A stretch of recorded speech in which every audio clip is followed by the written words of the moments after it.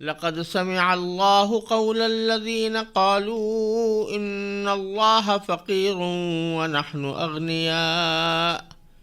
سنكتب ما قالوا وقتلهم الأنبياء بغير حق ونقول ذوقوا عذاب الحريق ذلك بما قدمت أيديكم وأن الله ليس بظلام للعبيد الذين قالوا إن الله عهد إلينا ألا نؤمن لرسول حتى يأتينا بقربان تأكله النار قل قد جاءكم رسل من قبلي بالبينات وبالذي قلتم فلم قتلتموهم إن كنتم صادقين فإن كذبوك فقد كذب رسل من قبلك جاءوا بالبينات والزبر والكتاب المنير۔ ان آیات کا ترجمہ یہ ہے، اللہ نے ان لوگوں کی بات سن لی ہے جو یہ کہتے ہیں کہ اللہ فقیر ہے اور ہم مالدار ہیں۔ ہم ان کی یہ بات بھی لکھے لیتے ہیں اور انہوں نے انبیاء کو جو ناحق قتل کیا ہے اس کو بھی، اور پھر کہیں گے کہ دہکتی آگ کا مزہ چکھو۔ یہ سب تمہارے ہاتھوں کے کرتوت کا نتیجہ ہے جو تم نے آگے بھیج رکھا تھا، ورنہ اللہ بندوں پر ظلم کرنے والا نہیں ہے۔ یہ وہ لوگ ہیں جو کہتے ہیں کہ اللہ نے ہم سے یہ وعدہ لیا ہے کہ کسی پیغمبر پر اس وقت تک ایمان نہ لائیں جب تک وہ ہمارے پاس ایسی قربانی لے کر نہ آئے جسے آگ کھا جائے۔ تم کہو کہ مجھ سے پہلے تمہارے پاس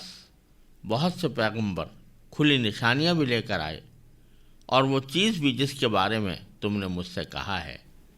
پھر تم نے انہیں کیوں قتل کیا اگر واقعی سچے ہو؟ اے پیغمبر، اگر پھر بھی یہ لوگ تمہیں جھٹلائیں تو یہ کوئی نئی بات نہیں، تم سے پہلے بھی بہت سے ان رسولوں کو جھٹلایا جا چکا ہے جو کھلی کھلی نشانیاں بھی لائے تھے، لکھے ہوئے صحیفے بھی لائے تھے، اور ایسی کتاب بھی جو حق کو روشن کر دینے والی تھی۔ یہودیوں کے بدعنوانیوں کا ذکر چل رہا ہے، اور اسی ذیل میں ان کا ایک بیہودہ سا اعتراض یہاں پر اللہ تعالی نے ذکر فرمایا ہے۔ وہ اعتراض در حقیقت اس بات پر تھا کہ جب رسول کریم صلی اللہ علیہ وسلم نے لوگوں سے زکوٰۃ کا مطالبہ کیا اور قرآن کریم میں زکوٰۃ کا حکم آیا، اور بعض اوقات صدقات کے اوپر بھی ترغیب دی گئی اور اللہ کے راستے میں مال خرچ کرنے پر بھی ترغیب دی گئی، تو یہودیوں نے ان کا مذاق اڑاتے ہوئے دو باتیں کہیں۔ ایک بات تو یہ تھی کہ یہ جو ہم سے پیسے مانگے جا رہے ہیں، یہ ایسا لگتا ہے کہ گویا اللہ فقیر ہے اور ہم مالدار ہیں۔ ظاہر ہے کہ یہودیوں کو بھی یہ عقیدہ تو نہیں تھا کہ اللہ فقیر ہے اور انسان مالدار ہیں، لیکن وہ ایک الزامی طور پر مسلمانوں کو یہ کہہ رہے تھے کہ تمہارے صدقات وصول کرنے کا انداز اور زکوٰۃ وصول کرنے کے مطالبے، ان سے یہ لگتا ہے کہ گویا اللہ تعالیٰ فقیر ہے اور ہمارے مال کا محتاج ہے، کہ ہم مال دیں گے تو پھر وہ اپنے فقیروں پر خرچ کرے گا یا اللہ کے راستے میں خرچ کرے گا۔ اور در حقیقت اس کے پیچھے بھی ایک اور تصور موجود تھا، وہ یہ کہ انبیاء سابقین، نبی کریم صلی اللہ علیہ وسلم اور بلکہ حضرت عیسیٰ علیہ السلام سے پہلے بھی جو انبیاء کرام علیہ السلام تشریف لائے تھے، وہاں قربانی کا، اللہ تعالیٰ کے راستے میں قربانی دینے کا اور صدقات کا ایک طریقہ یہ تھا کہ جو لوگ کوئی قربانی پیش کرنا چاہتے تھے یا صدقہ دینا چاہتے تھے وہ اس کو کسی کھلے میدان میں یا کھلی ہوئی جگہ پر رکھ دیتے تھے، اور اللہ تبارک و تعالیٰ کی طرف سے آسمان سے ایک آگ آتی تھی جو اسے کھا لیتی تھی، اور اس آگ کے کھا لینے سے یہ پتہ چلتا تھا کہ یہ قربانی یا یہ صدقہ اللہ تعالیٰ کے ہاں قبول ہو گیا۔ یہ سلسلہ حضرت مسیح علیہ السلام اور آپ کے بعد سے یہ سلسلہ موقوف ہو گیا تھا، اور پچھلے انبیاء کے امتوں میں تھا۔ امت محمدی علیہ صاحب والسلام میں یہ طریقہ نہیں رہا، بلکہ صدقات اور قربانیاں براہ راست اللہ تعالیٰ کے بارگاہ میں پیش کرنے کے لیے دنیا کے لوگوں ہی کو واسطہ بنایا گیا، اور مال غنیمت بھی اسی طریقے سے، جو جنگ اور جہاد کے نتیجے میں مال غنیمت حاصل ہو وہ پہلے کھانے کی اجازت نہیں ہوتی تھی، اس کو استعمال کرنے کی اجازت نہیں ہوتی تھی، آگ آسمان سے آتی تھی وہ اس کو جلا دیتی تھی، لیکن نبی کریم صلی اللہ علیہ وسلم نے فرمایا احلت الغنائم، مال غنیمت میرے لیے حلال کر دیا گیا ہے۔ تو یہ واقعہ پیش آ چکا تھا پہلے، تو حضرت نبی کریم صلی اللہ علیہ وسلم کی رسالت پر اور نبوت پر بطور اعتراض انہوں نے یہ بات کہی کہ صدقات آپ خود وصول کر رہے ہیں، جس کا مطلب یہ بظاہر لگتا ہے کہ اللہ تعالیٰ فقیر ہے، ہم مالدار ہیں، اور ایسا نہیں کر رہے کہ ان صدقات کو جس طرح پچھلے انبیاء کرام کے ہاں ہوا کرتا تھا میدان میں رکھ کر اس بات کا انتظار کیا جائے کہ آگ آسمان سے آئے اور اسے کھا لے۔ یہ پس منظر ہے ان کے اس قول کا۔ تو چونکہ یہ بات بالکل بیہودہ تھی کہ اللہ فقیر ہے اور ہم مالدار ہیں، یہ خود ان کا عقیدہ بھی نہیں تھا، لہذا اس کی تردید کرنے کی بھی اللہ تعالیٰ نے ضرورت نہیں سمجھی، لیکن اس کی سزا بیان کر دی۔ فرمایا لقد سمع اللہ نے بات سن لی ہے، قول الذین قالوا، ان لوگوں کی بات جنہوں یہ کہا ہے کہ ان اللہ فقیر، کہ بے شک اللہ فقیر ہے، ونحن اغنیاء، اور ہم مالدار ہیں۔ سنکتب ما قالوا، ہم ان کی یہ بات لکھ لیتے ہیں، یعنی ان کے جہاں اور اعمال نامے میں برائیاں لکھی ہوئی ہیں ان کے اس قول کا بھی اس میں اضافہ ہو جائے گا، اور صرف اتنا ہی نہیں کہ یہ لکھ دیں گے بلکہ وقتلہم الانبیاء بغیر حق، انہوں نے پچھلے انبیاء کرام کو جو ناحق قتل کیا ہے وہ بھی ان کے نام اعمال میں لکھیں گے۔ یہ بات سمجھنے کی ہے کہ پچھلے انبیاء کرام کو قتل کرنا یہ ان کے آباء و اجداد کا کام تھا جو صدیوں پہلے گزر چکے تھے، یعنی جو موجودہ یہودی بنی اسرائیل کے ہوتے ہیں انہوں نے خود کسی نبی کو قتل نہیں کیا تھا، لیکن صدیوں پہلے ان کے جو آباء و اجداد تھے انہوں نے متعدد انبیاء کے قتل کرنے کا ارتکاب کیا تھا، اور یہ ایک تاریخ کا حصہ ہے۔ یہاں اللہ تبارک و تعالیٰ فرما رہے ہیں کہ ان انبیاء کرام کے قتل کا بدلہ اور قتل کا جرم بھی، انبیاء کرام کے قتل کا جرم بھی ہم انہی کے نام اعمال میں لکھ لیں گے۔ وجہ اس کی یہ ہے کہ اگرچہ یہ براہ راست قتل میں شریک تو نہیں تھے اور انہوں نے خود قتل نہیں کیا تھا، لیکن یہ اپنے آباء و اجداد کے اس فعل پر راضی بھی تھے، کیونکہ کبھی انہوں نے اپنے آباء و اجداد کی اس بارے میں کوئی تردید نہیں کی، کوئی اس سے برات کا اظہار نہیں کیا کہ ہمارے پچھلے آباء و اجداد نے ہمارا یہ کام کیا تھا تو اب ہم اس سے برات کا اظہار کرتے ہیں، ایسا نہیں کیا، بلکہ اس پر راضی رہے۔ تو اس لیے وہ بھی ان کے نام اعمال میں لکھا جائے گا، اور اسی سے یہ مسئلہ مستنبط ہوتا ہے کہ کفر پر راضی رہنا بھی کفر ہے، اور معصیت پر راضی رہنا بھی معصیت ہے، یعنی گناہ پر راضی رہنا بھی گناہ ہے۔ اور رسول کریم صلی اللہ علیہ وسلم کے ایک ارشاد میں اس کی وضاحت فرمائی گئی ہے کہ جب زمین پر کوئی گناہ کیا جاتا ہے تو جو شخص وہاں موجود ہو مگر اس گناہ کی مخالفت کرے اور اس کو برا سمجھے تو وہ ایسا ہے گویا یہاں موجود نہیں، یعنی گناہ کی جگہ پر موجود ہی نہیں، یعنی وہ گناہ کا شریک نہیں سمجھا جائے گا۔ اور جو شخص اگرچہ اس مجلس میں موجود نہیں ہے مگر ان کے اس فعل سے راضی ہے اور اس سے کوئی برات کا اظہار نہیں کرتا تو باوجود غائب ہونے کے سمجھا جائے گا کہ یہ بھی اس گناہ کا شریک ہے۔ تو یہ لوگ اگرچہ اس وقت موجود نہیں تھے جب ان کے آباء و اجداد انبیاء کو قتل کر رہے تھے، لیکن چونکہ یہ اس پر راضی ہیں، اس سے برات کا انہوں نے کوئی اظہار نہیں کیا، اس واسطے ان کو بھی یہ کہا گیا کہ یہ انبیاء کرام کے قتل میں شریک ہیں اور ان کے نام اعمال میں وہ لکھا جائے گا۔ دوسری بات یہاں یہ سمجھنے کی ہے کہ دونوں جملوں میں کوئی بظاہر ربط نظر نہیں آ رہا کہ ایک تو ہم یہ لکھ لیں گے کہ انہوں نے یہ اللہ تعالیٰ کی شان میں گستاخی کی ہے کہ اللہ تعالیٰ فقیر ہے اور ہم مالدار ہیں، اور دوسرا یہ لکھ لیں گے کہ انہوں نے انبیاء کرام کو ناحق قتل کیا ہے۔ حقیقت میں دونوں میں جو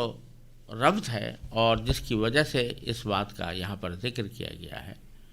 وہ آگے آنے والی آیت سے واضح ہوتا ہے کہ انہوں نے انبیاء کرام کی صرف تکذیب ہی نہیں کی، ان کے قتل کا بھی ارتکاب کیا ہے۔ تو یہ جو بات کہہ رہے تھے کہ اللہ تعالیٰ فقیر ہم مالدار ہیں، یہ در حقیقت رسول کریم صلی اللہ علیہ وسلم کی تکذیب کے لیے کہہ رہے تھے، یعنی آپ نے جو زکوٰۃ کا حکم بتایا تھا تو اس کی تکذیب اور اس کو جھٹلانے کے لیے کہہ رہے تھے کہ آپ کے کہنے کا تو مطلب یہ ہوا کہ معاذ اللہ اللہ تعالیٰ فقیر ہے اور ہم مالدار ہیں، تو یہ در حقیقت آپ کو جھٹلانا تھا۔ تو اللہ تعالیٰ فرما رہے ہیں کہ انہوں نے تو جھٹلانے سے بھی آگے انبیاء کرام کو قتل کرنے سے بھی دریغ نہیں کیا، لہذا اگر یہ جھٹلا رہے ہیں رسول کریم صلی اللہ علیہ وسلم کو تو ان کی بری سرشت سے یہ کوئی بات بعید نہیں ہے۔ آگے فرمایا کہ وَنَقُولُ ذُوقُوا عَذَابَ الْحَرِيقِ، اور ہم کہیں گے، یعنی آخرت میں کہیں گے کہ چکھو مزہ دہکتی ہوئی آگ کا، یعنی آخرت میں ان کو جہنم کا عذاب ہوگا۔ ذَلِكَ بِمَا قَدَّمَتْ أَيْدِيكُمْ، اور یہ جو کچھ جو سزا تمہیں دی جا رہی ہے یہ صرف تمہارے ان اعمال کی بنا پر ہے جو تم نے اپنے سے آگے بھیج رکھے ہیں۔ قدمت ایدیکم، وہ اعمال کہ جو تم نے آگے بھیجے ہیں۔ یہ اصطلاح قرآن کریم نے جگہ جگہ استعمال فرمائی ہے ان اعمال کے بارے میں جو انسان دنیا میں کرتا ہے، اچھے ہوں یا برے۔ اگر اچھے ہیں تو وہ بھی آگے بھیجے جاتے ہیں اور برے ہیں تو وہ بھی آگے بھیجے جاتے ہیں، یعنی وہ سب جا کر ذخیرہ ہو رہے ہیں وہاں آخرت میں۔ اگر اچھے اعمال ہیں تو ان کا نتیجہ اچھا ملے گا، برے اعمال ہیں تو ان کا نتیجہ برا ملے گا۔ تو فرمایا کہ جو کچھ تمہیں عذاب ہوگا یہ تمہارے اپنے آگے بھیجے ہوئے اعمال کی بنا پر ہوگا۔ وَأَنَّ اللَّهَ لَيْسَ بِظَلَّامٍ لِّلْعَبِيدِ، اور اللہ بندوں پر کوئی ظلم کرنے والا نہیں ہے۔ اللہ تعالیٰ ایسا نہیں ہے کہ بندوں پر خامخواہ ظلم کرے اور ان کو عذاب دینا شروع کر دے، ان کو جہنم میں ڈال دے۔ پھر آگے انہوں نے یہودیوں نے نبی کریم صلی اللہ علیہ وسلم کی رسالت کی تکذیب کے طور پر، یعنی رسالت کی تردید اور اس کو نہ ماننے کے ایک دلیل کے طور پر یہ بات بھی کہی تھی کہ ہم نے تو یہ دیکھا ہے کہ تورات میں ہم سے اللہ تعالیٰ نے یہ عہد لیا تھا کہ ہم کسی ایسے رسول پر ایمان نہ لائیں جب تک کہ وہ کوئی ایسی قربانی پیش نہ کرے جس کو آسمان سے آگ آ کر کھا لے۔ گویا ہم سے یہ عہد لیا گیا تھا کہ جب بھی کوئی رسالت کا دعوے دار تمہارے سامنے آئے اور جو یہ دعویٰ کرے کہ میں اللہ کا پیغمبر ہوں، تو پہلے یہ دیکھو کہ اس نے کوئی قربانی ایسی پیش کی ہے جس کو کھلے میدان میں رکھ دیا ہو اور پھر آگ اس کو آ کر کھا گئی ہو، اگر ایسا اس نے معجزہ دکھایا تب تو اس کو رسول ماننا، ورنہ نہیں ماننا۔ تو رسول کریم صلی اللہ علیہ وسلم سے بھی یہ مطالبہ تھا کہ آپ بھی ایسے ہی کوئی معجزہ دکھائیں کہ صدقہ کریں، کھلے میدان میں رکھیں اور آگ سے آ کر کھائیں۔ تو اس کا ذکر اللہ تعالیٰ نے فرمایا الذین قالوا،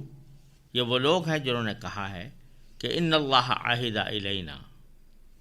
کہ اللہ نے ہم سے یہ وعدہ لیا ہے، اللہ نؤمن لرسول، کہ ہم کسی پیغام پر اس ایمان نہ لائیں، حتیٰ یأتینا، یہاں تک کہ وہ لے آئے ہمارے پاس، بقربان، ایک قربانی، تاکلہ النار، جسے آگ کھا جائے۔ اللہ تعالیٰ جواب میں فرماتے ہیں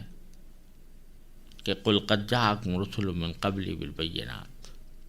وبالذی قلتم، تم سے پہلے، تمہارے پاس، مجھ سے پہلے تمہارے پاس رسول آئے ہیں جو کھلی کھلی دلیلیں لے کر آئے تھے، وبالذی قلتم، اور وہ چیز بھی لے کر آئے تھے جو تم کہہ رہے ہو، یعنی ایسی قربانی جس کو آگ آ کر کھا جائے۔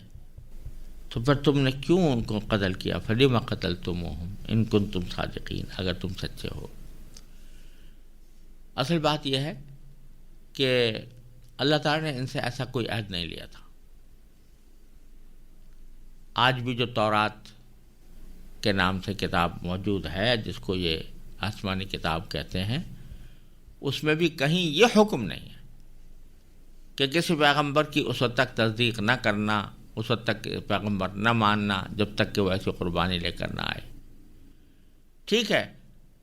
تورات ہی میں کئی انبیاء کرام کے ایسے واقعات مذکور ہیں کہ انہوں نے کوئی قربانی پیش کی اور اس کو آگ آ کر کھا گئی۔ اس کو سوختنی قربانی سے تعبیر کیا گیا ہے۔ یہ واقعات تو ہیں، لیکن کہیں یہ حکم نہیں ہے، نہ کوئی ایسا معاہدہ کیا گیا ہے کہ جب تک کوئی رسول ایسی قربانی لے کر نہ آئے تم اس کو ماننا ہی نہیں، ایسی کوئی بات نہیں۔ تو چونکہ ایسی کوئی بات تھی ہی نہیں، اس واسطے اللہ تبارک و تعالیٰ نے اس کا ذکر کرنے کے بجائے ایک الزامی طور سے ان کو جواب یہ دیا کہ اگر فرض کرو تمہاری بات درست بھی ہو کہ تم کسی نبی پر اس وقت ایمان لاؤ گے جب وہ کوئی ایسی قربانی لے کر آئے جسے آگ کھا جائے، تو پچھلے انبیاء کرام میں متعدد حضرات ایسے ہوئے ہیں کہ وہ نہ صرف یہ کہ کھلے کھلے معجزے لے کر آئے تھے، نہ صرف یہ کہ کھلے کھلے دلائل لے کر آئے تھے، بلکہ انہوں نے ایسی قربانی بھی پیش کر کے دکھا دی تھی تمہیں جس کے اوپر جسے آگ نے آ کر کھایا تھا۔ اس کے باوجود تم نے نہ صرف ان کو مانا نہیں بلکہ ان کو قتل کر دیا۔ تو اگر تم سچے ہو کہ بھائی ہم تو اس وقت ایمان لائیں گے جب قربانی ایسی آ جائے، تو یہ تمہارا دعویٰ درست نہیں ہے۔ آگے پھر اللہ تبارک و تعالیٰ نبی کریم صلی اللہ علیہ وسلم کو ایک طرح سے تسلی دیتے ہیں کہ فَإِن كَذَّبُوكَ، یہ کھلے کھلی باتیں دلائل آنے کے باوجود بھی یہ لوگ اگر آپ کی تکذیب کریں، آپ کو جھٹلائیں، فَقَدْ كُذِّبَ رُسُلٌ مِّن قَبْلِكَ، تو یہ کوئی نئی بات نہیں ہے کہ پہلی بار آپ کو جھٹلایا جا رہا ہو۔ آپ سے پہلے جو انبیاء کرام آئے ہیں ان کو بھی جھٹلایا گیا تھا۔ جاؤ بالبینات والزبر والکتاب المنیر، وہ لے کر آئے تھے کھلے کھلے دلائل اور والزبر، لکھے ہوئے صحیفے، والکتاب المنیر، اور ایسی کتاب جو روشن کر دینے والی تھی، یعنی حق کو روشن کر دینے والی تھی۔ تین چیزوں کو ذکر فرمایا کہ پچھلے انبیاء کرام تین چیزیں لے کر آئے، بینات، زبر اور کتاب منیر۔ بینات سے بظاہر اشارہ ہے ان معجزات کی طرف جو انبیاء کرام نے دکھائے، اور بینات واضح دلائل کو بھی کہتے ہیں، تو دلائل بھی پیش کیے، معجزات بھی دکھائے۔ اور زبر صحیفوں کو کہتے ہیں، زبور کی جمع ہے، اور اس کے معنی زبور یا زبیر یا مزبور، تینوں کے معنی ایک ہیں، لکھا ہوا صحیفہ۔ تو جب وہ انبیاء کرام آتے تھے تو ان کے پاس یا تو خود انہی پر نازل شدہ صحیفے ہوتے تھے یا پچھلے انبیاء کرام کے صحیفے ہوتے تھے، وہ لے کر آتے تھے۔ اور الکتاب المنیر سے بظاہر مراد تورات ہے کہ تورات بھی لے کر آئے وہ، یعنی تورات چاہے ان پر نازل ہوئی ہو جیسے حضرت موسیٰ علیہ السلام، یا نازل تو حضرت موسیٰ علیہ السلام پر ہوئی ہو لیکن بعد کے پیغمبر وہ لے کر آئے ہوں کہ ان کے احکام اس وقت بھی واجب العمل تھے، یہ سب چیزیں لے کر آئے، لیکن اس کے باوجود جن کو جھٹلانا تھا وہ جھٹلاتے ہی رہے اور کسی بھی قسم کی دلیل کو وہ ماننے کے لیے تیار نہیں ہوئے۔ تو رسول کریم صلی اللہ علیہ وسلم کو تسلی دی جا رہی ہے کہ آپ کے ساتھ جو تکذیب کا برتاؤ یہ لوگ کر رہے ہیں، یعنی یہ یہودی کر رہے ہوں یا مشرکین کر رہے ہوں، تو ان سب کا حال یہ ہے کہ یہ ہٹ دھرمی پر آوازہ ہیں، اور چونکہ تکذیب انہوں نے ٹھان ہی لی ہے، لہذا آپ کو اس پر زیادہ رنجیدہ ہونے کی ضرورت نہیں ہے، آپ نے اپنا فرض ادا کر دیا۔